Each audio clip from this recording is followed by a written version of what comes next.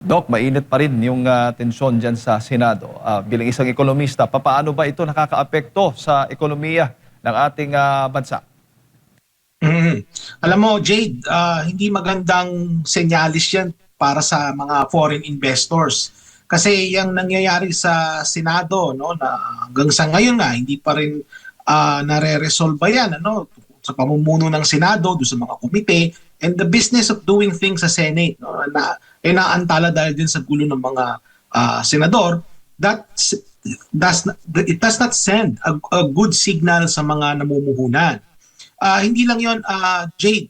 Maraming mga nakabinbin dyan ng mga panukalang batas na nakakaapekto sa buhay ng ordinaryong mamamayan at nakakaapekto rin sa ekonomiya. At yan naaantala dahil dyan sa nangyayaring gulo dyan sa Senado, Jade. So definitely talagang nakakaapekto yan sa ekonomiya, both domestically, no, yung mga domestic factors na nakaka-influence ng ekonomiya. Kasi yung mga nakabinbin na mga panukalang batas dyan, that affects the internal economy, pero yung external economy rin, naapektuhan yan kasi it sends these signals sa mga foreign investor na hindi maganda mag-invest yan sa Pilipinas kasi magulo ang politika at nakakaapekto rin sa mga polisiya patungkol sa pagninegosyo. Kaya definitely makakaapekto din yan sa daloy ng foreign direct investments, Jay. Opo, baga nakadagdag po ito na rason patuloy po yung pagbaba o pag wala po ng mga kumpiyansa ng mga mamumuhunan, lalo na yung mga dayuhang mamumuhunan dito sa ating bansa. Doc, bago pa man itong nangyari, sa mga nakalipas, alam natin, marami na pong mga issue ang ating kinakaharap, ang ating bansa. Kaya ito po'y patuloy na nakadagdag po itong mga issues na ito, lalo na itong naging itong tensyon sa Senado sa pagkawala ng kumpiyansa ng mga investors. Tama ka dyan, Jade. No? And nakadagdag talaga kasi even before the kaguluhan dyan sa Senado, mababa na ang business confidence, no, sa bansa. Mababa rin ang consumer confidence at yung foreign direct investment or foreign direct investor confidence mababa din. So, tung nangyaring kaguluhan dyan sa Senado, talagang nakadagdag pa yan, no, dun sa pababa na nga ng pababa na kumpiyansa na mga mamumuhunan sa ating bansa. No? So, sa totoo lang, Jade, kahit yan ma-resolve yung issue sa Senado, patuloy pa rin bumababa ang investor confidence kasi hindi lang naman sa Senado nanggagaling yung gulo. Nanggagaling din sa Malacanang. No? So, yung mismong gobyerno ni Pangulong Marcos Jr., sila rin merong may contribution din sila dyan in terms of dito sa pag-decline, no, ng investor confidence sa ating bansa. So, sa totoo lang, mukhang judiciary lang yata ang walang ambag sa among the three co-equal branches of government. No? Mukhang judiciary lang ang walang ambag dyan sa pag-decline, no, ng foreign direct investment confidence dyan sa ating bansa. Definitely, itong nangyayaring gulo sa Senado, no, dapat ito ma-resolve sa lalong madaling panahon, Jade. And you know, you don't need to have a doctorate degree or to be a mathematician to understand that the majority is 12 plus 1 kasi 24 yung senators natin eh. So, I mean, Alan Peter Cayetano, being the Senate President, he has the confidence and the votes of 13 of his colleagues. So, hindi na muna kailangan i-belabor yan kasi Senator Alan Peter Cayetano is the legitimate Senate President having been elected by 13 of his colleagues. So kung ang nag-elect sa'yo 12 lang out of 24, hindi majority yun. Opo, malaking factor ho ba, Doc, kung yung kumpiyansa po ng mga investors ay bumaba sa paglago po ng ating ekonomiya? Malaking factor ho ba yan ng pagkawala sa paglago ng ating ekonomiya? Kasi sa totoo lang, Jade, ang bansang Pilipinas ay kulang yung kakayahan niya na mag-generate ng tinatawag naming mga economists na physical capital.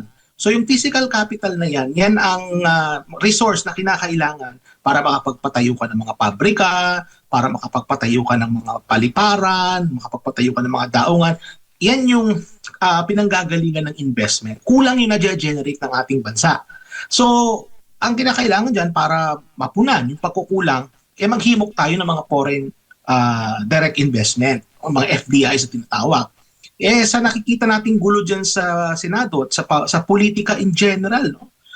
Yan ay talagang nakaka-turn away yan ng mga foreign direct investment, mga namumuhunan. Kaya sa ibang bansa na lang sila pupunta, Jade. Kaya makikita mo, no, sa datos, ang Vietnam halimbawa, talagang bumubulusok pataas kanilang foreign direct investment. Ang Pilipinas naman ay sumasadsad pababa. So, ibig sabihin, yung ating mga kapitbahay sa ASEAN, sila ang nakikinabang dyan sa mga foreign direct investment at sana dapat pumunta sana sa Pilipinas. Kaya lang, nakuha na nila dahil nga magulo ang nangyayari dyan na pampolitika, no, sa ating bansa. Nararamdaman ba ito ng mga mismo, ng mga ordinaryong Pilipino o limitado lamang doon sa pamahalaan at sa negosyo? Itong political Kasi ang tensions, nangyayari Doc, dyan, ang nangyayari dyan, Jade, is that kapag kumukonti ang namumuhunan, kumukonti rin yung nalilikhang trabaho. Kasi ang pinaka-objective ng pamumuhunan is makakreate ito ng trabaho.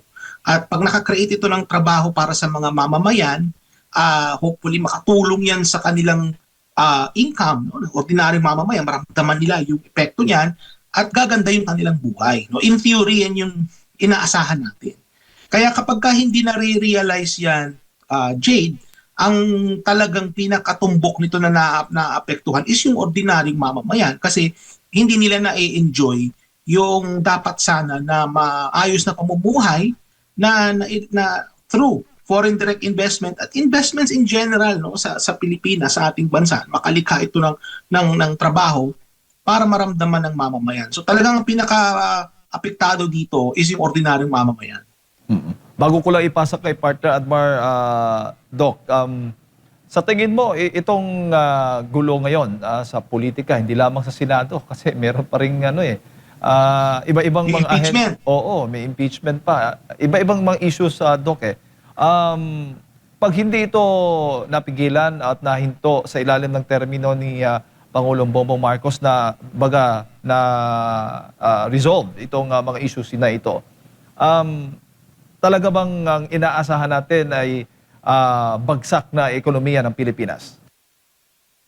Well, ang mangyayari nito, Jade, is malaking trabaho ito para sa susunod na gobyerno, susunod na administrasyon.